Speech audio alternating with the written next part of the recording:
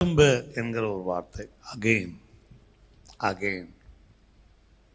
அந்த ஒரு வார்த்தை என்னை ரொம்ப திரும்ப திரும்ப தொட்டுக்கொண்டே இருந்தது. That one word. நீங்கள் அந்த அதிகாரம் முழுவதும் நான் வாசகத்தில் சுத்தப்பட வருகிற நாட்களிலே இஸ்ரவேல் ஜனங்களுடைய வாழ்க்கையில் ஆண்டவர் சிலர் அகெயின், மீண்டும், திரும்ப இருக்கிற வார்த்தையை அங்கே ஆவியானவர் உபயோகப்படுத்த காரணம் என்ன என்று பார்த்தால், ஜனங்கள் ஆண்டவரிடத்து பெற்று கொண்டிருந்த ஒன்றை அவர்கள் இழந்து இருந்தார்கள்.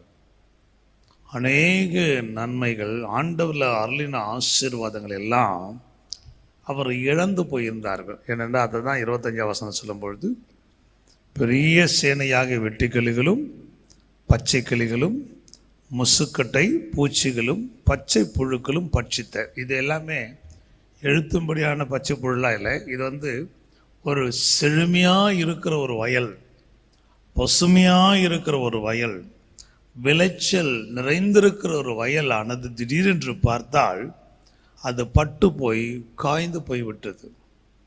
என்னடா நல்லா அந்த வயல் இப்படி பட்டு போயிச்சே, எல்லா விளைவும் நல்லா எல்லா விளைச்சலும் அழிஞ்சு போச்சே என்று சொல்லி உள்ளே நுழைந்து பார்த்தால் அங்கே என்ன இருக்கும்? மேலே சொன்ன இவைகளெல்லாம் அந்த பசுமைகளை, அந்த செழுமைகளை, அந்த ஆசீர்வாதங்களை அது என்ன செய்து விட்டது?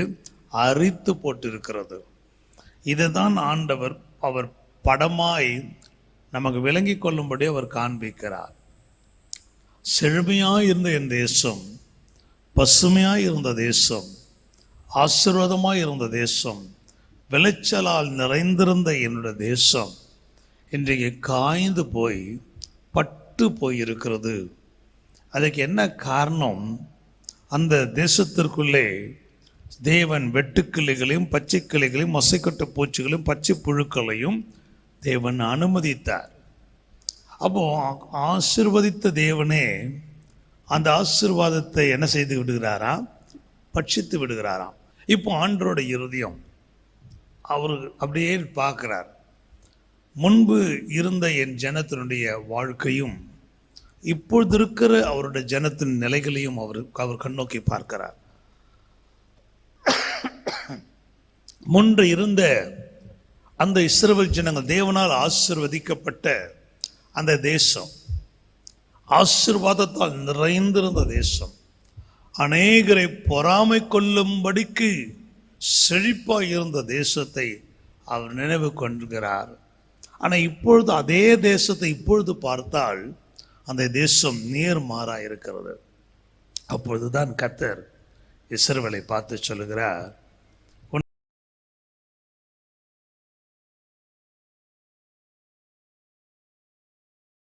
இந்த நிலையில் நான் விட போகிறதில்ல, இதே அனுபவத்தில் இனிமேல் உன்னை நீ கடந்து போக நான் அனுமதிக்க போகிறதில்ல.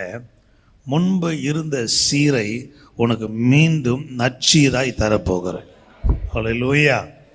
அவர் வசனம் சொல்லல, அவரே காயம் கட்டுகிறவரும் அவரே காயப்படுத்துகிறவரும் அவரே காயம் கட்டுகிறவருமாய் இருக்கிறார்.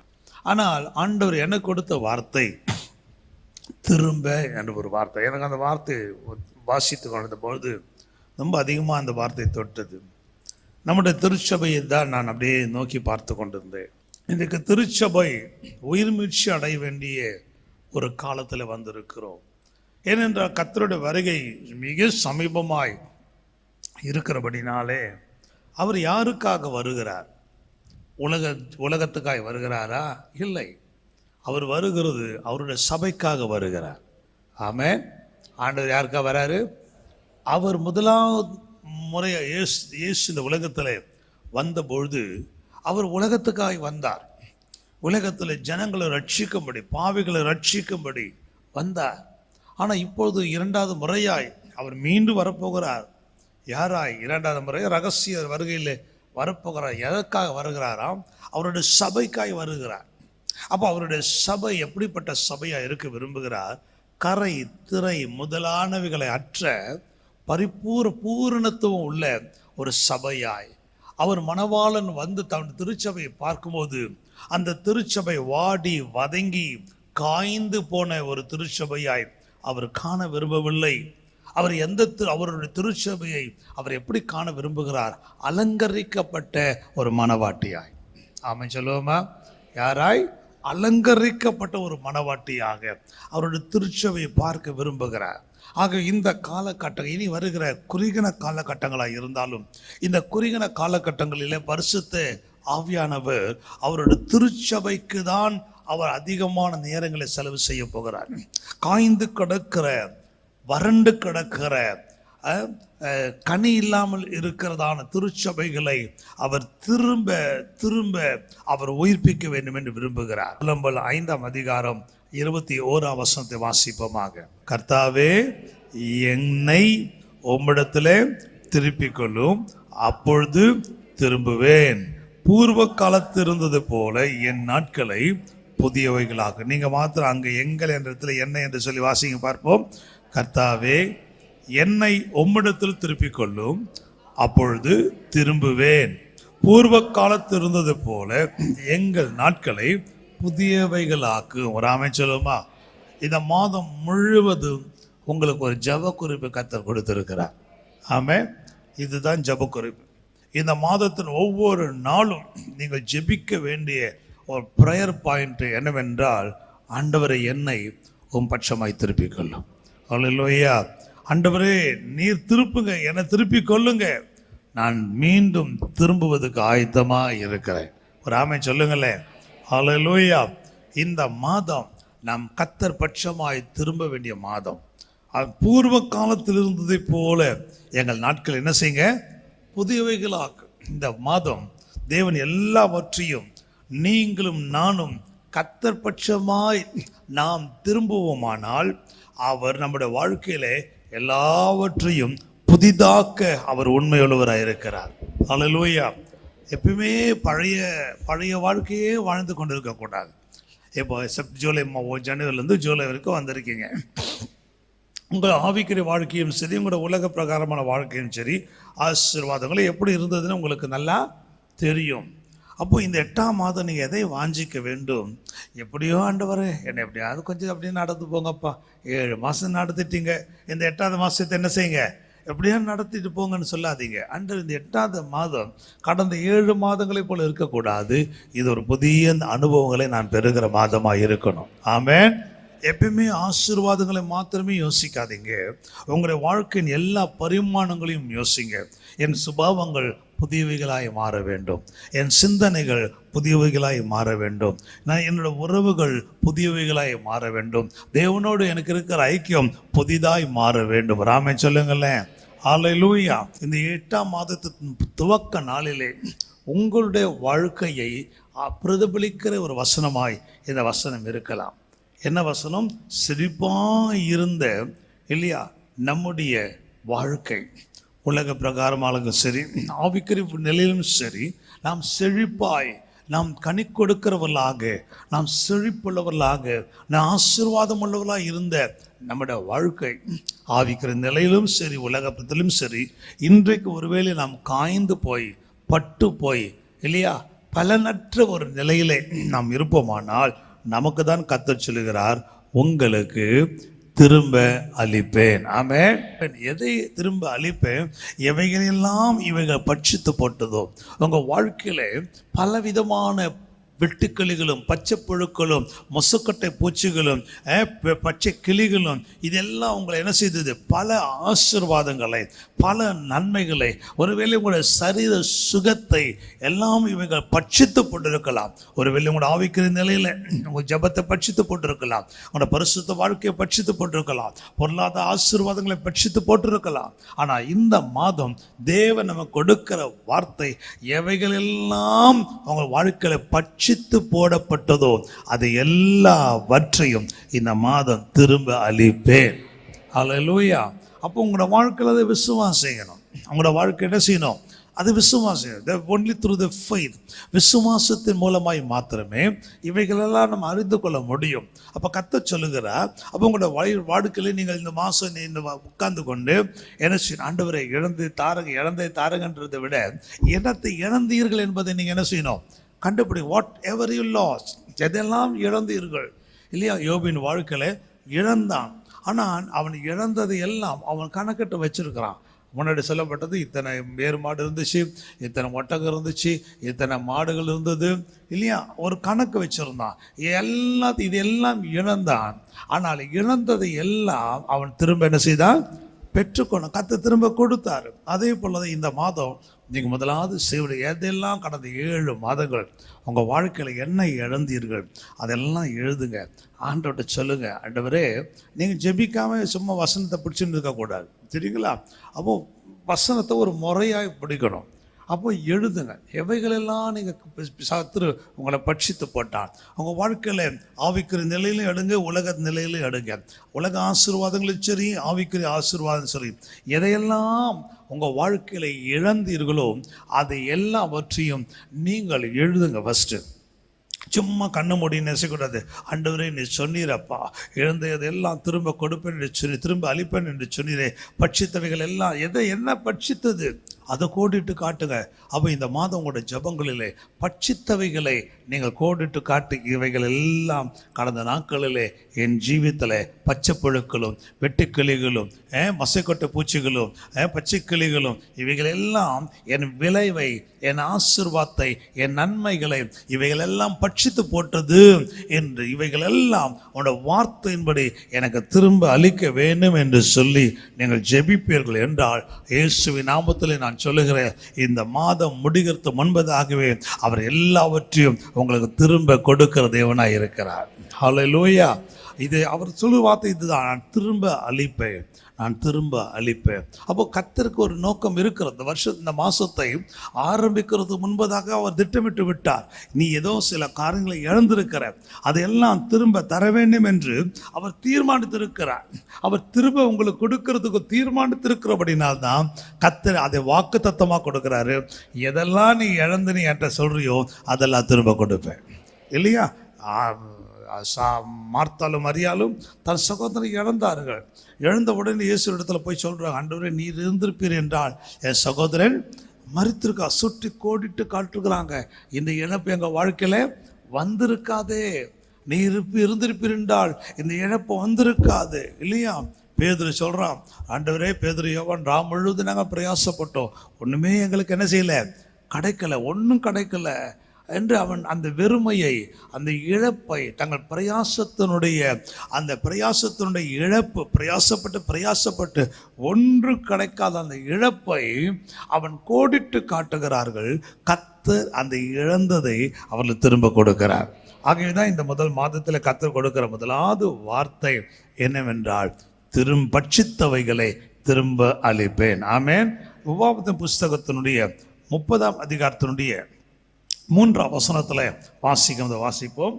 உன் தேவனாகிய கர்த்தர் உன் சிறையிருப்பை திருப்பி உனக்கு இறங்கி உன் தேவனாகிய கர்த்தர் உன்னை சிதறடித்த எல்லா ஜனங்களிடத்திலும் இருக்கிற உன்னை திரும்ப சேர்த்துக் கொள்வார். ராமன் சொல்லுவோமா? இந்த வசனம் ரொம்ப பிடிச்ச ஒரு வார்த்தை. உன் தேவனாகிய கர்த்தர் உன் சிறையிருப்பை திருப்பி உனக்கு இறங்கி உன்னை என்ன செய்வாராம்? திரும்ப சேர்த்து கொள்வாராம். ஹல்லேலூயா. அப்போ அந்த அர்த்தம் என்னவென்றால், we lost our position, நம்முடைய ஸ்தானத்தை நம்ம இழந்திருக்கிறோம். இதுதான் ஆண்டவர் கொடுக்கிற 2வது வார்த்தை. we have lost. கடந்த 7 மாதங்களிலே நம்மிலே சிலருடைய வாழ்க்கையை பார்க்கும் பொழுது God had kept us in a position, ஒரு ஸ்தானத்தில் கர்த்தர் வைத்திருந்தார். அந்த பொசிஷன் எங்கே? அவரோட கூட நடக்கிறவர்களாக, அவரோடு கூட சம்பாஷிக்கிறவர்களாக, அவரோடு கூட உறவாடுகிறவர்களாக, அவரோடு கூட இணைக்கப்பட்டவர்களாக இருந்தோம். ஆனால் இப்போ அநேகராக நம்முடைய வாழ்க்கையை பாருங்க, நம்ம ஆலயத்து வருகிற உண்மைதான், கர்த்தரை ஆராதிக்கிற உண்மைதான், ஆனால் நம்முடைய பொசிஷன், ஆண்டவர் வைத்த ஸ்தானம், நீங்கள் பைபிளில் வாசிக்கும் போது இயேசு கிறிஸ்து மரித்தார் இல்லையா? மரித்த பிறகு இயேசுவின் தாயாக மரியாலும் மற்ற ஸ்திரீகள் எல்லாம் என்ன பண்ணுறாங்க? கல்லறைக்கு ஓடுறாங்க. கல்லறைக்கு ஓடும்போது அந்த கல்லறையில் இயேசு இல்லை. அப்போது தூதன் ஒருவன் சொல்லுவான், பேதி அவன் ஸ்திரீகளை பார்த்து, நீங்கள் தேடுகிற இயேசு இங்கே இல்லை, அவர் வைத்த இடத்தை வந்து பாருங்கள் சொல்லுவாங்க. அப்போது ஒரு காலத்தில் இயேசுவை நம்ம ஒரு இடத்துல வச்சுருந்தோம், நம்மளும் ஒரு இடத்துல இயேசு பக்கத்தில் வச்சுருந்தோம். ஆனால் இப்போ என்ன சாட்சி, அந்த இடத்துல இயேசுவும் இல்லை, இயேசு இருக்கிற இடத்துல நாமும் இல்லை. we have lost our position. இன்றைக்கு கடந்த 7 மாதங்களிலே நம்முடைய வாழ்க்கையை பாருங்க, நாம் எங்கே இருக்கிறோம் என்பதை நாம் ஆராய்ந்து பார்க்க வேண்டும். ஆண்டவர் சொல்லுகிறார், உன்னை திரும்ப சேர்த்து கொள்ளுவேன். அவர் சேர்த்து கொள்ள விரும்புகிறார். இந்த மாதம் உங்களை வாழ்க்கையில் ரொம்ப விசேஷ மாதமாய் கர்த்தர் மாற்ற விரும்புகிறார். அவர் இழந்தவைகளை திரும்ப அளிக்கிற ஒரு மாதம் மாத்திரமல்ல, உங்களை மீண்டும் அந்த ஸ்தானத்தில் அவர் சேர்த்து கொள்ள விரும்புகிறார். ஆமென். அவரோடு கூட கிட்டி சேர்த்து கொள்ளப்படுகிற ஒரு மாதம். இன்னொரு இடத்துல சொல்ல போனால், கடந்த 7 மாதம் இல்லாத அளவுக்கு இந்த மாதம் அவர் திரும்ப உங்களை தன் பட்சமாய் அவர் சேர்த்து கொள்வார். ஹல்லேலூயா. அந்த இளைய குமாரனுடைய வாழ்க்கையை நீங்கள் யோசித்து பாருங்க. அந்த தகப்பனுக்கு இருந்த 2 குமாரர்களிலே இளைய குமார் தன் தகப்பனை விட்டு, தன் தகப்பனுடைய வீட்டை விட்டு, தன் ஸ்தானத்தை விட்டு அவன் தூரமாக போய்விட்டான். ஆனால் தகப்பன் அப்படியே விடலை. he was just waiting for that opportunity. அவர் தன் இழந்து போன தன் மகனை மீண்டும் தன் பட்சமாய் சேர்த்துக்கொள்ள, இழந்து போட தன் மகனுடைய உறவை மீண்டும் புதுப்பித்து கொள்ள அவனை என்ன செய்கிறார், அவர் அவளோடு காத்து கொண்டிருக்கிறார். அந்த நேரம் வந்தது. ஆமென். அந்த நேரத்தை எத்தனை வருடங்கள் ஆனதுன்னு தெரியல, எத்தனை மாதங்கள் ஆனது தெரியல. ஆனால் தகப்பனுக்கு தெரியும், என்னைக்கு இருந்தாலும் ஒரு நாள் என் மகன் திரும்பி வருவான். ஹல்லேலூயா. அவனை நான் சேர்த்து கொள்வேன். வரும்போது அவனை குற்றப்படுத்த மாட்டேன், அவன் குறை சொல்ல மாட்டேன், அவன் எனக்கு ஏற்படுத்துகிற நஷ்டத்தை குறித்து அவன்கிட்ட நான் பேச மாட்டேன். அட பாவி, எவ்வளோ நஷ்டப்படுத்திட்டா, திருப்பி எந்த மூஞ்சோடு வந்திருக்கிற. இதெல்லாம் நம்முடைய ஆண்டவர் என்னைக்குமே நம்மளை குற்றப்படுத்துகிற தேவன் அல்ல. நம்முடைய தேவன் யாரு சொல்லுங்களே. மனுஷருக்கு நம்மளை குற்றப்படுத்தலாம், ஆனால் கர்த்தர் என்ன செய்ய மாட்டார், ஒருபோதும் நம்மளை குற்றப்படுத்துகிற தேவன் அல்ல. அவருக்கு தெரியும் நம்முடைய பலவீனங்கள் தெரியும், நம்முடைய வாழ்க்கையில் வருகிற சில சறுக்கல்கள் அவருக்கு தெரியும். ஆனால் அவர் நம்மை குற்றப்படுத்தி மீண்டும் நம்மை தூரமாய் தள்ளிவிடுகிறவர் அல்ல. நீங்கள் குற்ற மனசாட்சியோடு வந்தால் கூட, நீங்கள் அந்த சம்பவத்தை வாசித்து பாருங்களேன். இவன் சொல்கிறான் அப்பா கிட்ட, என்னென்னு, தகப்பனே உமக்கு விரோதமாகவும் பரத்துக்கு விரோதமாகவும் நான் என்ன செய்தேன், பாவம் செய்தேன். நீர் உம்முடைய மகனாக என்னை ஏற்றுக்கொள்ள வேண்டாம், வேலைக்காரரு ஒருவராக. இதுக்கு எதுக்காக தகப்ப பதில் சொன்னாரா சொல்லுங்க? இதுக்கு எதுக்காவது ஒரு பதில் சொன்னாரா? அவர் காதலே வாங்கினதா தெரியல. இவன் தான் குற்ற மனசாட்சியோடு வரான், சொல்றான், தகப்பனே என்னை மன்னிச்சிருங்க, உமக்கு விரோதமாய் பரத்துக்கு விரோதமாக நான் பாவம் செஞ்சுட்டேன், என்னை குமாரனை ஏற்றுக்கொள்ள வேண்டாம், வேலைக்காரனில் ஒருத்தனா என்ன பண்ணுங்க, என்னை ஏற்றுக்கொள்ளுங்களாம் சொல்கிறான். ஆனால் நீங்கள் நல்லா அந்த அடுத்து வாசித்து பாருங்க. தகப்பன் அதுக்கு பதிலே சொல்லுங்க சொல்லலை, ஆனால் பதிலை ஆக்ஷனில் காமிச்சார். என்ன காமிச்சார்? ஆக்ஷனில் கிரியில் காமிச்சார். என்ன காமிச்சார்? ஓடி சென்று அவனை கட்டி அணைத்து முத்தம் செய்து வீட்டுக்குள்ளே அழைத்து கொண்டு போகிறாரு. இதுதான் அப்பா. இதுதான் நம்ம மனுஷனத்தமாக நம்ம சின்ன தப்பு பண்ணால் குத்தி குத்தி குத்தி குத்தி. இந்த சில நேரத்தில் எருமாட்டை பார்த்துக்கிறீங்களா? எருமாட்டு மேலே சில காக்கா உட்காந்துருக்கும், பார்த்துக்கிறீங்களா? நீங்கள் போய் பார்த்தீங்கன்னா அந்த எருமாட்டு மேலே ஏதாவது புண்ணு இருக்கும், ஏதாவது அடிபட்டு இருக்கும். இந்த காக்காவுக்கு ஒரு வேலை இருக்குமானா அந்த எருமாட்டு மேலே உட்காக்குன்னு குத்தி குத்தி குத்தி குத்தி என்ன செய்யும், அந்த புண்ணை பெருசாக்கும். இன்றைக்கி நம்மள அநேகர் காக்கா போல தான் இருப்பாங்க இல்லையா? நம்மக்கிட்ட இருக்கிற குறைவுகளை குத்தி, நம்முடைய பலவீனங்களை குத்தி, நம்ம செஞ்ச தவறுகளை குத்தி குத்தி குத்தி காட்டினே இருப்பான். இது காக்காவோட வேலை. ஆனால் தகப்பனுடைய வேலை, இவர் சொல்கிறத காதலே என்ன செய்யலை, வாங்கி கொள்ளவே இல்லை. அவர் சொல்கிறார், டேய் நீ என்ன சொன்னால் என் காதலை, ஐயோ நான் பாவின்னு சொன்னாலும் காதலை விழாது, நான் தப்பு பண்ணிட்டேன்னு சொன்னாலும் காதலை. அவளுக்கு தெரிஞ்சதெல்லாம் ஒன்று தான், உன்னை கட்டி அணைத்து முத்தம் செய்து தன் வீட்டுக்குள்ளேயே அழைத்து கொண்டு போகிறார். ஒரு ஆமென் சொல்லுமே. இந்த மாதம் கர்த்தர் சொல்லுகிறா, உன்னை நான் திரும்ப சேர்த்து கொள்ளுகிற ஒரு மாதம். ஹல்லேலூயா. அவர் உன்னை திரும்ப சேர்த்து கொள்வார். ஒருவேளை உங்களுடைய வாழ்க்கையில் எதிர்பார்த்த அளவுக்கு உங்கள் வளர முடியாமல் சற்றே ஜெபத்தில் பின்னடைவு இருக்கலாம், பரிசுத்தத்தில் சற்றே பின்னடைவு இருக்கலாம், ஆண்டவரோடு இருக்கிற உறவில் ஐக்கியத்தில் சற்றே பின்னடைவு ஏற்பட்டுக்கலாம். சில காரியங்கள் உங்கள் வாழ்க்கையில் வந்ததுனால கொஞ்சம் நீங்கள் தூரமாக போயிருக்கலாம். ஆனால் இந்த மாதம் ஆண்டவர் உங்களுக்காக ஏற்படுத்தியிருக்கிற மாதம். இந்த மாதம் அவர் சொல்லுகிறார், நான் உன்னை திரும்ப என்னிடமாக நான் சேர்த்துக்கொள்வேன். ஹல்லேலூயா. அவருடைய அன்பை ருசி பார்க்கிற ஒரு மாதமாய், அவருடைய ஆழமான உறவை ருசி பார்க்கிற மாதமாய், அவரோடு கூட நீங்கள் இணைக்கப்பட்டு அவருடைய இதய துடிப்பை அறிந்து கொள்கிற ஒரு மாதமாய், மீண்டும் அவருடைய அரவணைப்புக்குள் வருகிற மாதமாய், மீண்டும் அவருடைய அன்பின் முத்தங்களால் முத்தமிடப்படுகிற ஒரு மாதமாய், மீண்டும் அவருடைய நேசத்தை நீங்கள் ருசி பார்க்கிற மாதமாய் இந்த மாதத்தை கர்த்தர் மாற்றுவார். நல்ல ஒரு ஆமென் சொல்ல வேண்டாமா? ஹல்லேலூயா.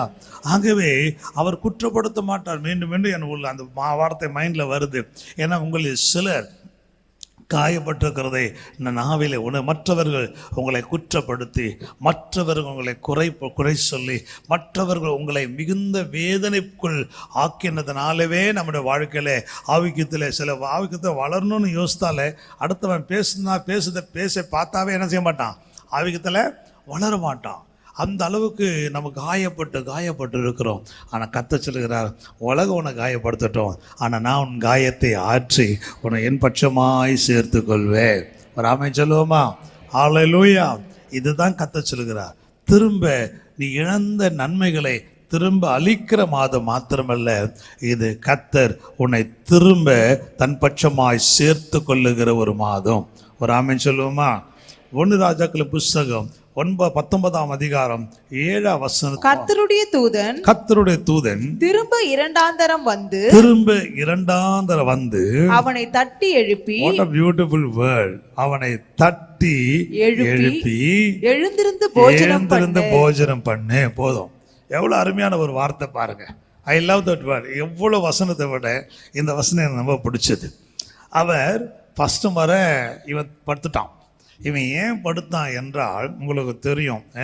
அது கீழே நீங்கள் அதனுடைய 4ஆம் வசனத்தெல்லாம் வாசித்தீங்கன்னா அவன் என்ன பண்ணுறான், ரொம்ப சோர்ந்துட்டான், டிப்ரெஷனில் வந்துட்டான், பயங்கர டிப்ரெஷன். உனக்கு தெரியுமா, இன்றைக்கு அதிகமான மன அழுத்தத்தில் போகிறது யார் என்றால் ஊழியக்காரர்களும் விசுவாசிகள் என்று ஒரு கணக்கெடுப்பு சொல்லுது. ஏராளமான அதிகமான மன அழுத்தங்கள் என்றால் they are coming through lot of problem. நம்ம உலகத்தான போல பேச முடியாது, உலகத்தான போல சண்டை போட முடியாது, உலகத்தான போல காரியத்தை நம்ம செய்ய முடியாது. யார் என்ன சொன்னாலும் கேட்டுக்கிட்டு அமைதியாக தான் இருக்க முடியும். நம்ம என்ன மற்றவனை போல தடாபடான்னு பேச போகிறது இல்லை. ஆனால் மனசுக்குள்ளேயே வெதும்பி என்ன பண்ணிடுறாங்க, நிறைய பேருடைய வாழ்க்கையில் மன அழுத்தத்திற்குள்ளே கடந்து போகிறார்கள். எலியா அப்படி தான் இருந்தான். இந்த எசபேல் வார்த்தை கேட்டு அவ்வளோ வைராக்கியமாக இருந்தவன் நல்ல உற்சாகமாக ஊழியம் செஞ்சான், நல்ல உற்சாகமாக கர்த்தருக்காக காரியத்தை செஞ்சான், நல்ல உற்சாகமாக பலிபீடத்தெல்லாம் கட்டினான், அக்னியெல்லாம் இறக்கினான் தான், பெரிய ஊழியக்காரன் தான். ஆனாலும் பாருங்க, அந்த சோர்வு அவன் உள்ளத்தில் வந்து, அந்த சோர்வு அவன் வாழ்க்கையில் மன அழுத்தமாக உண்டாகி, அந்த மன அழுத்தம் அவனை செயல்பட முடியாதவனாய் மாற்றி சூரச்செடி கீழே போய் அவன் படுத்து விட்டான். படுத்துட்டு சொல்கிறான், ஆண்டவரே போதும் கர்த்தாவே, என் ஆத்மாவே எடுத்துக்கொள்ளும். நிறைய பேர் இந்த வார்த்தை சொல்கிறீங்க, போதும் ஆண்டவரே, நான் இருந்து என்ன பண்ண போகிறேன், இது செத்து போய்ட்டு அந்த எல்லாம் என்னை எடுத்துங்களப்பா. சில சொல்லுவாங்க, வாழ்த்துக்கே விருப்பம் இல்லை, செத்தெல்லாம் நினச்சான் தற்கொலையும் நம்ம நினைச்சக்கூடாது, பண்ணக்கூடாது. தற்கொலை பண்ணால் நரகத்தை, தற்கொலை செய்கிறவன் எங்கே போவான், நரகத்தை தான் போவான்னு தெரியுது. அதனால் ஆனால் வாழவும் பிடிக்கலை, சாகிறதுக்கும் யோசிக்கிறான். இது நிறைய பேர். நான் சொல்கிறது வந்து சபைகளுக்குள்ளே இருக்கிற ஒரு ஸ்பிரிட், இது ஒரு ஆவி. எப்போ இப்படிப்பட்ட நிலையில் சோர்ந்து போய் எலியா இருக்கிறான். பரிசுத்த ஆவியானவர் எதற்கு இந்த வார்த்தைகளை கொடுக்கிறார் எனக்கு தெரியல, ஆனால் கொடுக்கறத நான் பேசி கொண்டு இருக்கிறேன்.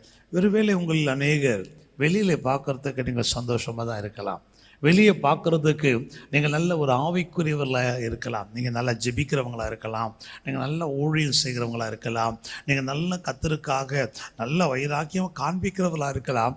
ஆனால் உங்களுடைய உள்ளத்தின் ஆழத்தில் ஏதோ சில மன அழுத்தம், ஏதோ சில மன வேதனை, ஏதோ சில துக்கம் உங்களை சோர்வடைய பண்ணி, என்ன ஜெபிச்சு என்ன பிரயோஜனம், என்ன எவ்வளோ ஊழியம் செஞ்சு என்ன பண்ணி என்ன பிரயோஜனம், இன்னும் ஒரு மாற்றம் வரலையே என்று சொல்லி ஒருவேளை மனம் மடிவடைந்து சோர்ந்து போன நிலையில் நீங்கள் ஒரு மன அழுத்தத்தில் இருப்பாயானால் உனக்கு கர்த்தர் கொடுக்கிற ஒரு தீர்க்க தரிசனமான வார்த்தை தான் இந்த வார்த்தை. என்ன சொல்லுகிறது? கர்த்தருடைய தூதன் திரும்ப 2ஆம் தரம் வந்தார். ஒரு ஆமென் சொல்லுங்களேன், ஆமென் சொல்லுங்களேன். தேவன் சும்மா விடல. முதல் முறை வந்தார், அப்பத்தை கொடுத்தாரு, இறைச்சியை கொடுத்தாரு, அவன் சாப்பிட்டு படுத்துட்டான். ஆனால் ஆண்டவர் விடலை. ஆண்டவர் தெரியும், ஒரு பலவீனங்க தெரியும். எவ்வளோதான் சில கேளுங்க, எவ்வளோதான் பிரசங்கப்பட்டாலும் அந்த நேரத்தில் உற்சாகமாக இருப்பான், திருப்பி வீட்டில் போய் படுத்துப்பான். ஏன்னா அழுத்தம், மன அழுத்தம். ஆனால் ஆண்டவர் உன்னை விட்டுற மாட்டார். நீ 1000 முறை போய் படுத்தாலும் 1000 முறையும் வந்து உன்னை தட்டு எழுப்புவதுக்கு தான் அவர் ஆயத்தமாக இருக்கிறார். அது இவனை முடியாதுடா, மனுஷனா சோர்ந்து போயிடலாம், ஆனால் கர்த்தர் சோர்ந்து போகவே மாட்டார். ஆமென். கடைசி வரையிலும் உன்னை தட்டி எழுப்பி தான் செய்ய நினைத்ததை உன்னை கொண்டு செய்து முடிக்கிற கர்த்தர் நம்முடைய தேவனாக இருக்கிறார். நல்ல பலமாக தான் சொல்லுங்களேன். ஹல்லேலூயா. அவன் பாருங்க, இவன் சோர்ந்து போயிட்டு அவன் படுத்துட்டான். எலியாலாம் நீங்கள் உங்களை என்ன போல நம்மை போல பாடுள்ள மனுஷன்தான். ஆனால் அவன் சாதாரணமானவன். ராஜாக்கிட்டே சவால் விடுறான், பாகால் தீர்க்கதரிசிக்கிட்டே போய் சவால் விடுறான். அந்த சேலஞ்சஸில், சாதாரண சேலஞ்சில், இயற்கைக்கு அப்பாற்பட்ட சேலஞ்சஸை வந்து தைரியமாக விட்டான். அவ்வளோ ஒரு ஆண்டவரோட நெருக்கத்தில் இருந்தவனுக்குள்ள எவ்வளோ பெரிய மன அழுத்தம் வந்துச்சு பாருங்க. அதனால நீ எவ்வளோ பெரிய ஆளானாலும் மன அழுத்தம் வருவதுக்கு சந்தர்ப்பங்கள், சோர்வுகள் வருவதுக்கு சந்தர்ப்பங்கள் உண்டு. ஒருவேளை இங்கே எத்தனை பேர் அப்படிப்பட்ட சோர்வுகளை இருக்குன்னு எனக்கு தெரியாது, ஆவியானவருக்கு தெரியும். ஆனால் கர்த்தர் சொல்லுகிறார், கர்த்தர் 2ஆம் விசை தம்முடைய தூதனை அனுப்புகிறார். நீ போ.